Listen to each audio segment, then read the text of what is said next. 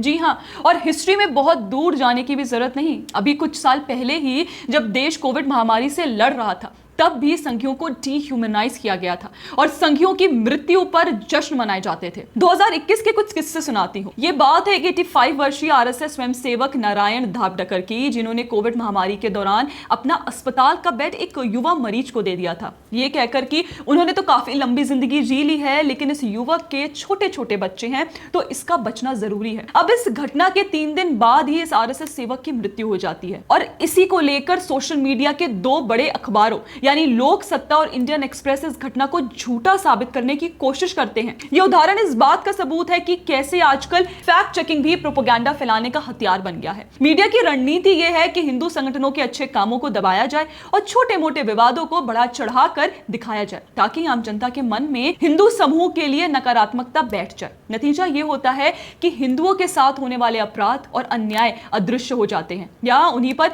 ठीकरा फोड़ दिया जाता है। धीरे धीरे ये सॉफ्ट जेनोसाइड डिनायल बन जाता है। हिंदू पीड़ित अदृश्य कर दिए जाते हैं और पीड़ित को ही दोषी बना दिया जाता है। ऐसे ही कुछ उदाहरण 2021 में सामने आए, जब लिबरल और सेक्युलर कहने वाले कई फिल्मी हस्तियां और कार्यकर्ता भाजपा समर्थकों, आरएसएस कार्यकर्ताओं यानी भक्तों को इंसान ही मानने से मना कर दे रहे थे। Celebrity jewellery designer Farah Khan Ali ने भक्तों के प्रियजनों की मौत की दुआ की। अभिनेता सिद्धार्थ ने बंगाल चुनाव के बाद भाजपा कार्यकर्ताओं पर हुई हिंसा का मजाक उड़ाया। मोना अम्बेगांवकर ने आरएसएस और बीजेपी समर्थकों को धीमी और दर्दनाक मौत की शुभकामना दी। किसान आंदोलन के दौरान भी पीएम मोदी की मौत की दुआएं की गई।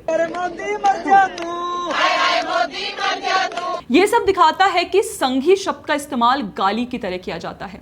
हिंदुओं और राष्ट्रवादियों को डीह्यूमनाइज कर दिया गया है, इसलिए उनकी मौत पर खुश होना या उनके लिए हिंसा की कामना करना इन लोगों के लिए सामान्य बात हो चुकी है। देखिए, या वामपंथियों या लिबरल गैंग का असली आइडिया ऑफ इंडिया उन राष्ट्रवादी हिंदुओं को बाहर कर देता है जो खुद को संघी या भक्त मानते हैं। इसलिए इनके लिए नफरत और हिंसा की भाषा ही सामान्य हो गई है। सोचिए, जहां इंसानियत का तकाजा है कि कभी भी इंसान या संस्था की मौत पर संवेदना जताई जाए, वहीं ये लोग आरएसएस की मौत को सामान्य बनाने का अभियान चलाते रहे। लेकिन विडंबना देखिए दोस्तों, जिनके लिए आरएसएस का नाम सुनना भी असहनीय है, वही संघ के समाज सेवा कार्यक्रमों से लाभान्वित भी होते हैं।